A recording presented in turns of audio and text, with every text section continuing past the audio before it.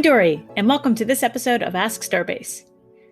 Today's question is, what are allergies?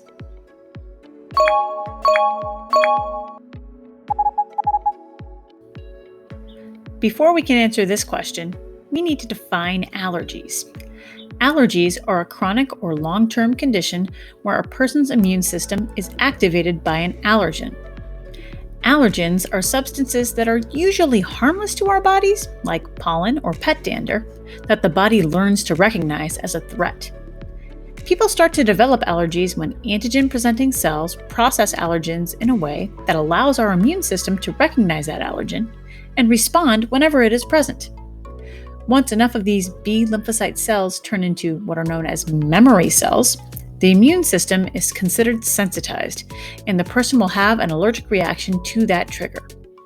The lymphocytes are set to respond when they come into contact with the allergen again in the future, triggering the production of immunoglobulin E, or IgE antibodies, which attach to things called mast cells. Once the antigen bonds to the IgEs, the mast cell will release histamine, which causes inflammation in the body. This inflammation is meant to provide white blood cells and other protections the option to move more easily through the body to fight off the quote-unquote invader. As the body becomes primed to fight off or remove the allergen, the person can experience a variety of symptoms, including sneezing attacks, a runny nose, swelling, hives, itchy red eyes, and coughing. In some cases, people with allergies have a severe reaction known as anaphylaxis. This type of reaction usually involves two or more organs ranging from the skin or mucous membranes, to airways, to cardiovascular, to gastrointestinal issues. Patients may experience severe vomiting or diarrhea, breathing difficulties, or even heart failure. What sorts of allergens cause these responses? There are a variety of potential allergens out there. Allergic rhinitis, or hay fever, is linked to airborne materials like pollen, pet dander, mold, and dust mites. Food allergies are another possibility.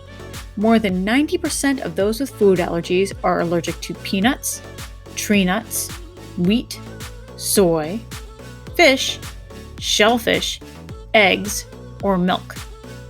Insect venom from stings or bites can also cause an allergic response, particularly from bees or wasps. Medical or drug allergies are often associated with antibiotics related to penicillin, anti-inflammatory medicines like aspirin, and chemotherapy drugs. Some people also suffer from atopic dermatitis or eczema, where the skin can become itchy and red or even flake off due to contact with certain materials. Allergies can also change over time. Many children outgrow certain allergies like asthma, eczema, and some food allergies by the time they reach 30 years old. In other cases, people who didn't have a problem during childhood develop allergies as they age, or if they move to a new place. Sometimes people find they are allergic to something right away, and in other cases, the allergy can take years to develop. For example, some people aren't initially allergic to the urushiol oil in plants like poison ivy, poison oak, and poison sumac, only reacting to the allergen after repeated exposure over time. Scientists have also found that similarities between the proteins in certain allergens lead to what's called cross-reactivity, when a person has an allergic reaction to something that doesn't seem related to their known allergy. For example, a person with a latex allergy may also have a reaction when they are exposed to bananas, while someone who is allergic to birch tree pollen may have a problem with apples. You may be thinking, but I already have allergies, so what can I do about it? As with anything related to your health, you can talk to your doctor or maybe even a specialist like an allergist to figure out the best possible treatment. Keep in mind, sometimes people grow out of their allergies while others don't. In some cases, a minor allergy in childhood can become more problematic as we age. Sometimes people know that they experience allergies, but aren't sure what exactly is causing their symptoms. In those cases, a medical professional may suggest keeping a diary of symptoms and using it to compare with pollen levels or other allergens. Others may recommend a prick or scratch test. During this test, concentrated samples of different allergens are placed on the patient's skin, then introduced to the body by scratching or pricking the surface of the skin. The doctor observes the area after a short time to determine which, if any, of these allergens causes an allergic reaction in the patient. Depending on what causes an allergy, medical professionals may recommend avoiding what triggers your allergies as much as possible,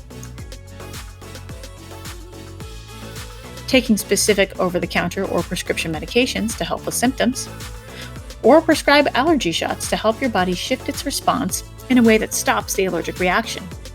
If you have a severe allergy, they may prescribe an epinephrine injector or EpiPen to use in an emergency to treat anaphylaxis, and suggest that you wear a medical alert bracelet in case you are unable to communicate during an attack. While we don't have a cure for allergies yet, with the proper precautions and treatment, you can still enjoy all the things that make your life great.